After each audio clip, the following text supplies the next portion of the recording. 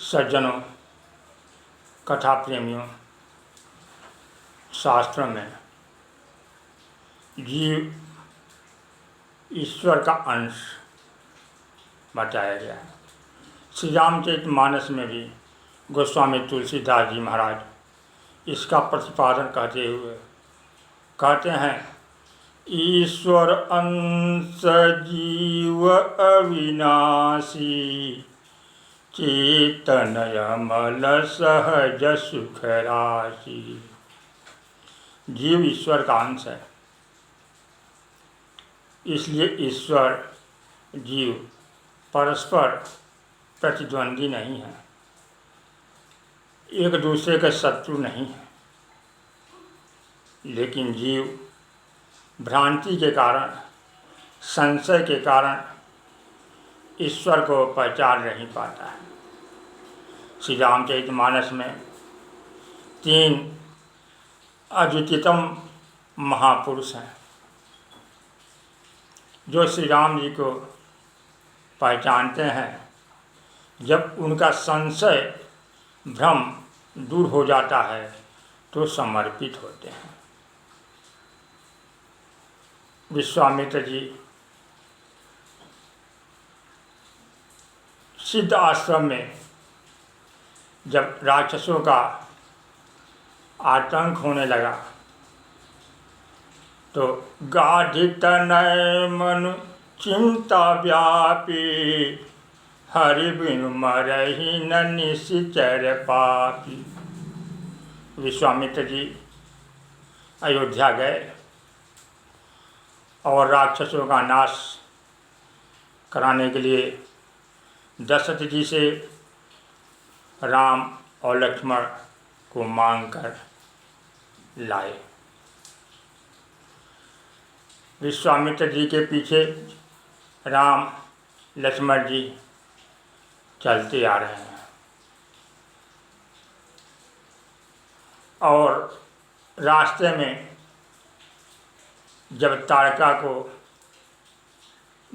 भगवान देखे, पूछे कि यह कौन है, तो विश्वामित्र जी बोले, यह भयानक ताड़का है, इसको नष्ट करने में मैं समर्थ नहीं था, इसलिए हे राम तुम इसे मारो।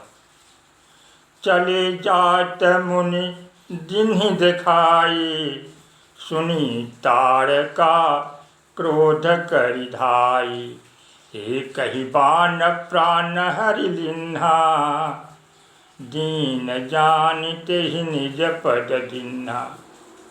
श्री रामचंद्र जी एक ही बाण में ताड़का का विनाश कर लिए, उसको अपने धाम भेज दिए। तब ऋषि नीच नाथ जी चिन्हे, तब विश्वामित्र जी अपने नाथ को, ईश्वर को पहचान लिए। जब पहचान लिए तब विद्यानिधि विद्या दीन्हि, उसके बाद विश्वामित्र जी के पास जो बला ऐसी बला विद्याएँ थी वह दे दी। कुछ समय पश्चात जनकपुर से निमंत्रण आया और विश्वामित्र जी राम लक्ष्मण को लेकर के जनकपुर गए। राजा जनक जब देखे तो विश्वामित्र से पूछ लिए, ये दोनों बालक क्या मुनि पुत्र हैं या राजा के लड़के हैं? विश्वामित्र जी हंसे और बोले कि तुम तो ज्ञानी हो, जो तुम सोच रहे हो ठीक ही सोच रहे हो। ब्रह्म जो निगम नेति कही गावा, भविष्य धर की सोयावा। जो ब्रह्म है क्या वही जीव और ईश्वर का रूप धारण करके आया है। विश्वामित्र जी हंसे। जनक, ज्ञानी हो, तुम्हारी ज्ञान पर दृष्टि है, अखिल विरुद्ध धर्म आश्रयता तो ब्रह्म में ही है। जनक जी के पुत्री सीता और सीता की अनुकूल वर के लिए वह शिव धनुष के भंजन का सोचे थे। दूर दूर से राजा महाराजाओं को बुलाए थे। वहाँ पर विश्वामित्र जी के साथ राम लक्ष्मण जी भी पहुँचे। कोई धनुष तोड़ नहीं पाया और भगवान भी वहाँ पर कौतुक किए, तटस्थ बैठे रहे। जब धनुष नहीं टूटा तो जनक जी के मन में विचार हुआ और वे सभी राजाओं से बोले, तजहूँ आसन निज निज गृह जाहूँ, लिखा न विधि वैदेही विवाहु, सुकृत जाय जो पन परिहरऊँ, कुंवर कुंवारी रहूँ का करऊँ। जब ऐसा क्षोभ और रोषपूर्ण जनक जी बोले तो लक्ष्मण जी को अच्छा नहीं लगा। तो लक्ष्मण जी बोले, कही जनक जसी अनुचित वाणी। जनक जी ने जो अनुचित वाणी कही है ये हमें अच्छा नहीं लग रहा है। जनक जी तो ज्ञानी हैं। अभी कुछ समय पहले राम को देख करके कह रहे थे कि ब्रह्म उभय वेश धर करके आ गया, और अभी शोक व्यक्त कर रहे हैं कि यह धरती वीरों से खाली है। राम जी को ब्रह्म मानना क्या इनकी भ्रांति थी? और सीता तो आद्या शक्ति हैं, उनको इन्होंने पाया, अपने गोद में परवरिश किया, उनको भी नहीं पहचान पाए। ब्रह्म और शक्ति तो नित्य मिलित है। ऐसा ही ब्रह्म विश्वामित्र जी को भी हुआ था। जब अयोध्या से राम और लक्ष्मण को ले करके चले तो राम जी पूछते हैं कि यह कौन सा पक्षी है? तो विश्वामित्र जी बताते हैं, पक्षियों की बोली बोलते हैं, और कहीं सरोवर में कमल देखते हैं तो कमल तोड़ने के लिए सरोवर में चले जाते हैं। पीछे मुड़कर विश्वामित्र जी देखते हैं तो उन्हें चिंता होने लगती है। उन्हें इतना वात्सल्य उमड़ पड़ता है कि अयोध्या से राम लक्ष्मण को लेकर आए, कहीं ये डूब न जाए। लेकिन उनकी भ्रांति तब मिटी जब ताड़का का वध किए और अपनी सभी विद्याओं को समर्पित करके विश्वामित्र जी कृतकृत्य हो गए। जनक जी की भी वैसी ही भ्रांति हुई। अब विश्वामित्र जी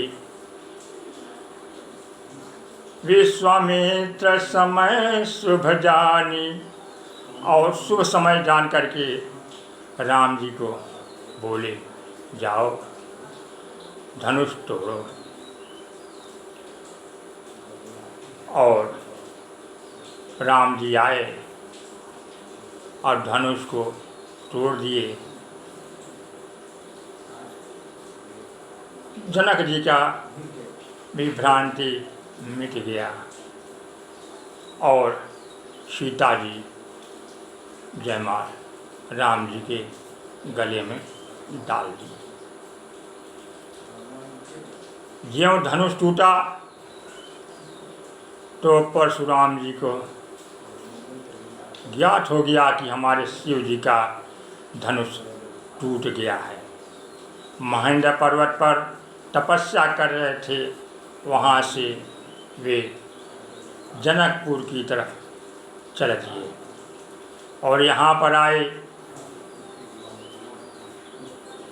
तो विश्वामित्र जी उन राम और लक्ष्मण को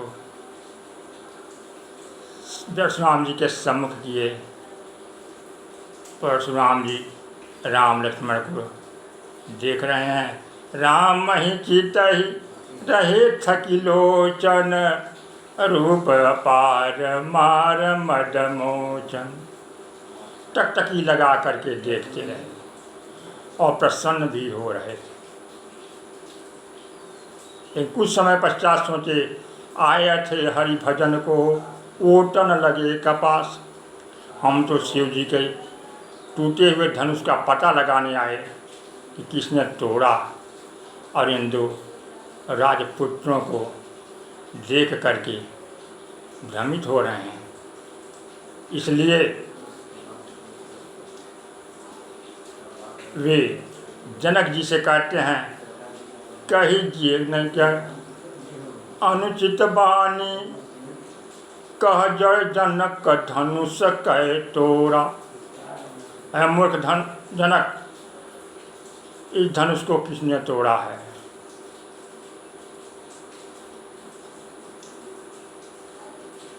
क्रोधित हो रहे हैं।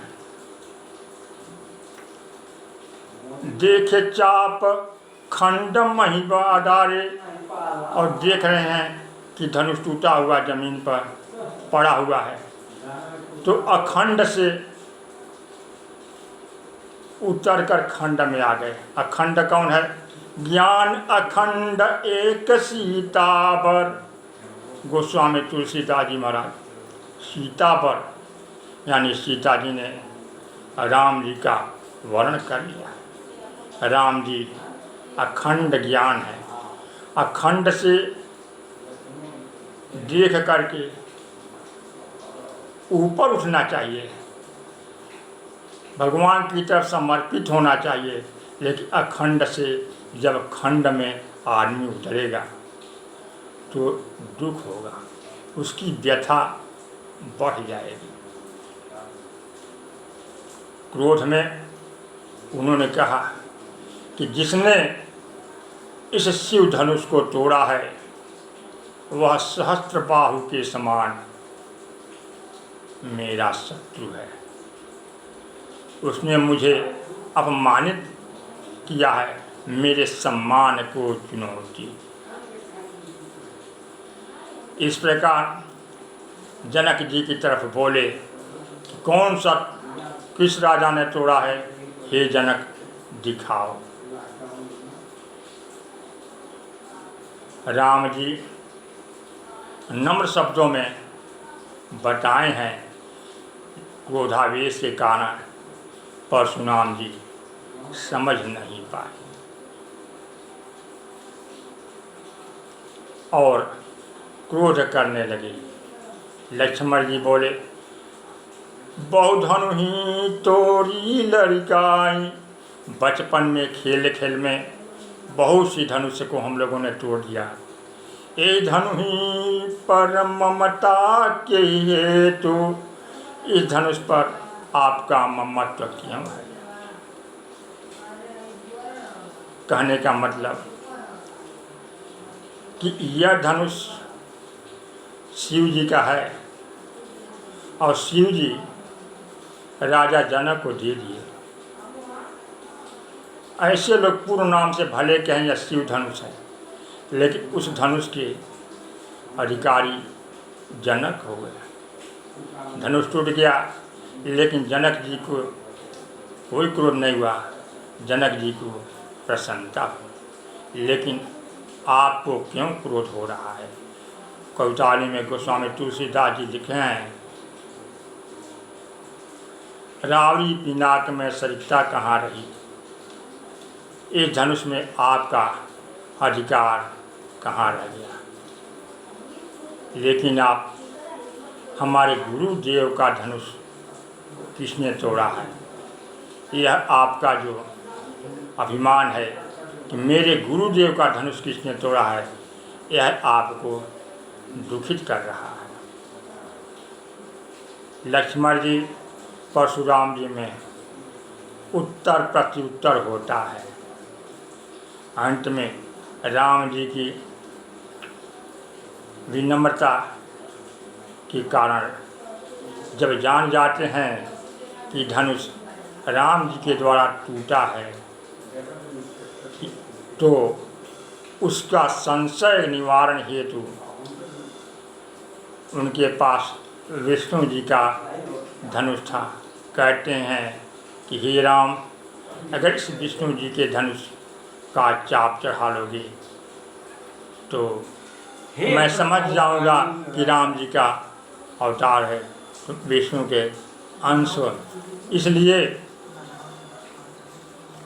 जब विष्णु जी का धनुष को देना शुरू करे, देत चाप आप ही चल गयो, परशुराम मन विस्मय भयऊ, जाना राम प्रभाव तब पुलक प्रफुल्लित गात।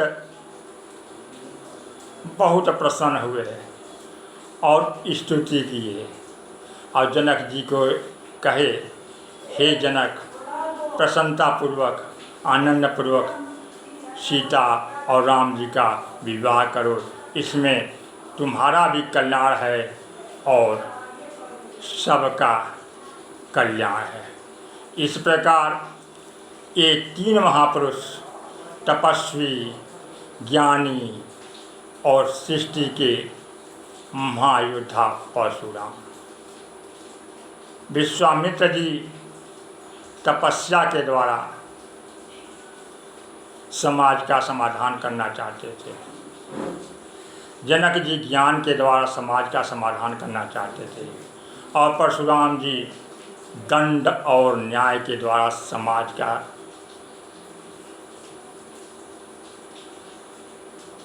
कल्याण करना चाहते थे। लेकिन तीनों असमर्थ हैं। और जब राम जी का दर्शन हुआ, कृतकृत्य हो गए, गदगद हो गए, अब भगवान की तरफ समर्पित हो गए। इस प्रकार जीव भी ईश्वर का अंश होते हुए संशय, भ्रांति, मोह के कारण भगवान की तरफ समर्पित नहीं हो पाता है। लेकिन जब भगवान की कथा को श्रवण करता है तो काम को मद मोहन सावन, विमल विवेक विराग बढ़ावन, तो भगवान की तरफ समर्पित हो जाता है, उसका कल्याण होता है। इसकी आगे की तात्विक कथा बाद में। जासु नाम भव भेषज हरन घोर कैसूल, सो कृपाल मोहितो पर सदा रहु अनुकूल। सियावर रामचंद्र की जय, पवन सुत हनुमान की जय, उमापति महादेव की जय। जय जय सीताराम।